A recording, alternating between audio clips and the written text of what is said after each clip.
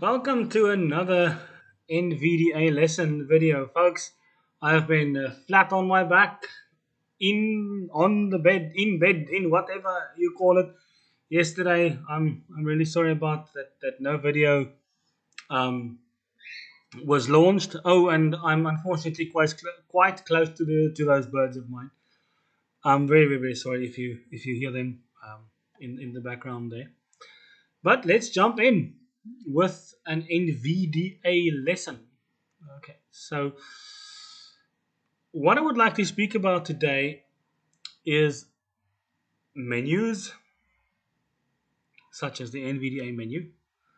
Now, a menu usually contains options with choices, such as the NVDA menu. Now, a menu also often contains shortcuts called hotkeys.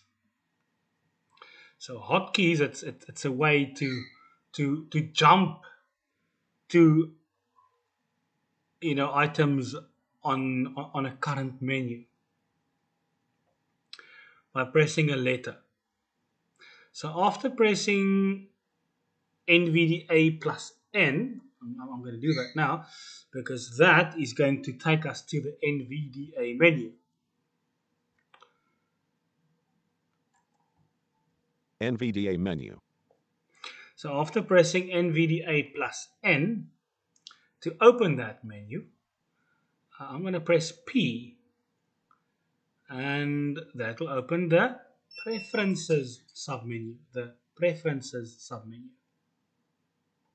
Settings. As one of 6.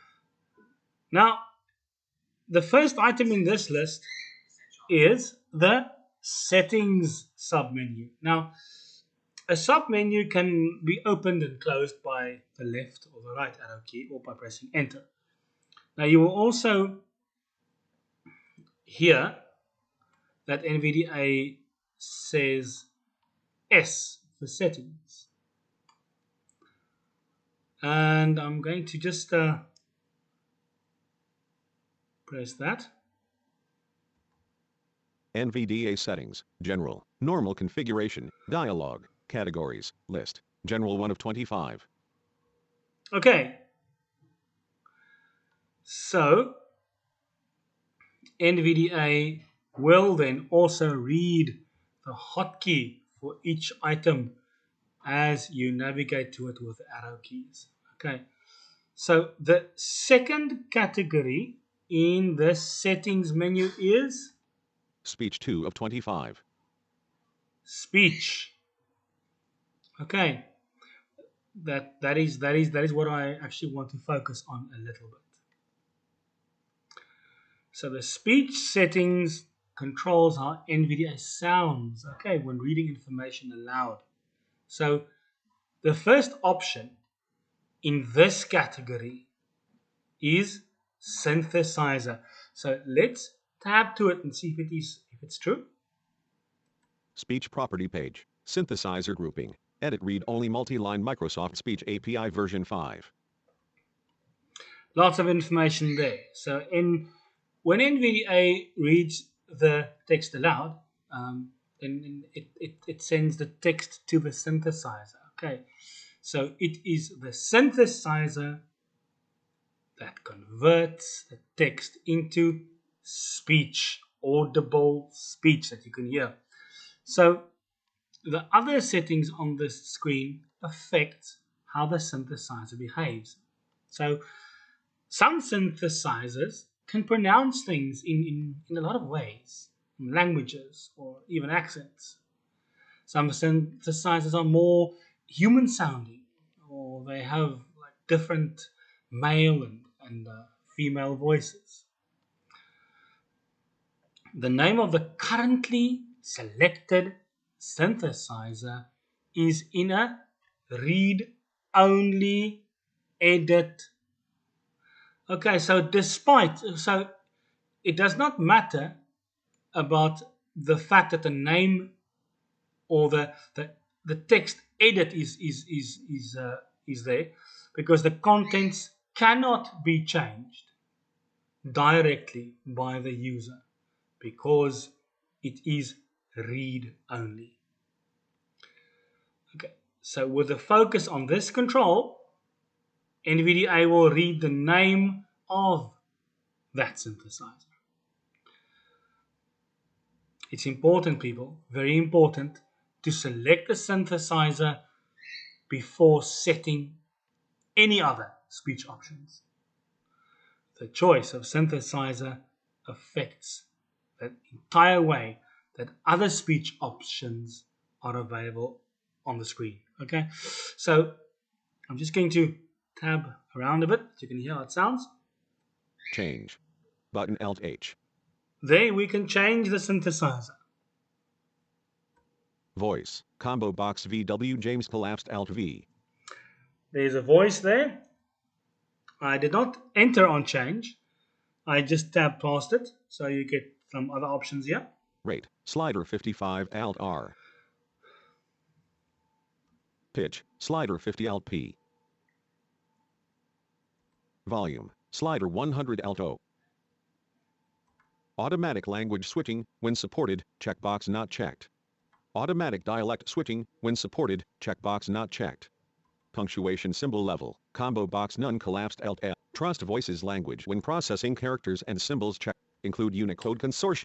Okay, so I'm going to just wrap around. Delayed description, capital P, say cap B, beep for, use spelling, OK button, cancel, apply button, categories. I want to point out something to you there. Very, very interesting.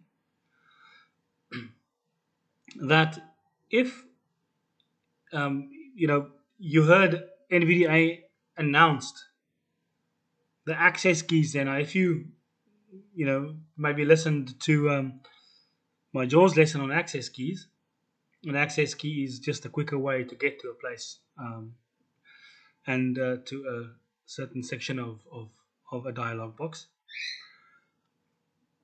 So you can even then use that to get to those sections.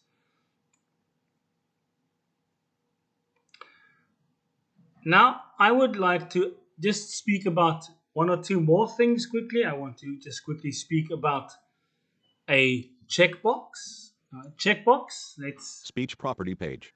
Let's find one here. Change. Voice. Rate. Slider 55. Pitch. Volume. Automatic language switching, when supported, checkbox not checked. You will hear it, and it can be toggled by pressing space. Space. Checked. Space. Not checked. I just want to uncheck it again. I also would like to just point out that there are sliders here. Now, a slider is something that can be changed by pressing the arrow keys up and down, left or right arrow keys, or the page up or page down to move in bigger increments. Volume. Slider 100 Alt O. So I'm going to go and press the left arrow. 99, 98, 97. Good, you see. So I'll press the right arrow. 98, 99, 100. If I pressed the page up or page down, it would go in bigger increments. Then let's see what other kind of controls we have here. Automatic dialect switching, when support. Punctuation symbol level, combo box none collapsed Alt.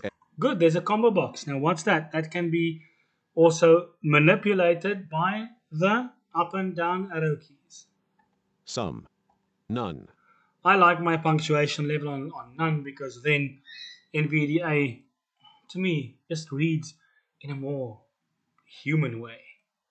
Trust voices language when processing characters and symbols checkbox. Include Unicode delayed descriptions for characters on cursor move. Capital pitch change percentage edit select. Say cap before capitals. Beep for capitals checkbox not. Use spelling.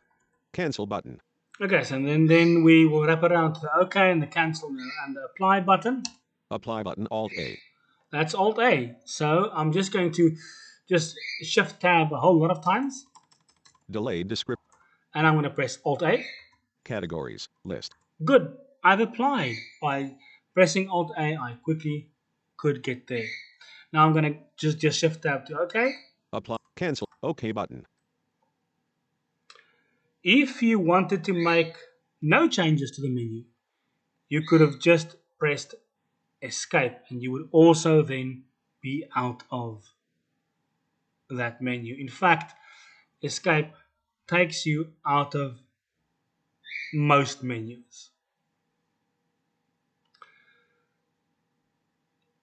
Now, buttons can also be activated by pressing the spacebar or enter. But usually I like pressing spacebar on a button. It's just my kind of way of actually just getting a difference between pressing the spacebar. It just feels better to me than pressing enter on a button. But you can do it if you can do both if it works for you. Okay. Now, people, that's all for today with NVDA lesson 5. I want to thank you folks for being so patient with me. I want to thank you for enduring my birds, and for the fact that when I'm ill, please understand. If I can't make the videos, things happen, and I wish that there would be a way to let you folks know. But okay, for now, have a lovely day, and I hope it was useful to you. I'll do my best tomorrow. Um, there will be an interesting tech tidbit if I can make it tomorrow. Otherwise, it'll appear Thursday. It's going to be a huge surprise, a wonderful something I would like to actually demonstrate to you, and I hope that you will enjoy it. So yeah, it's a surprise, and I hope that you'll also find that very very useful.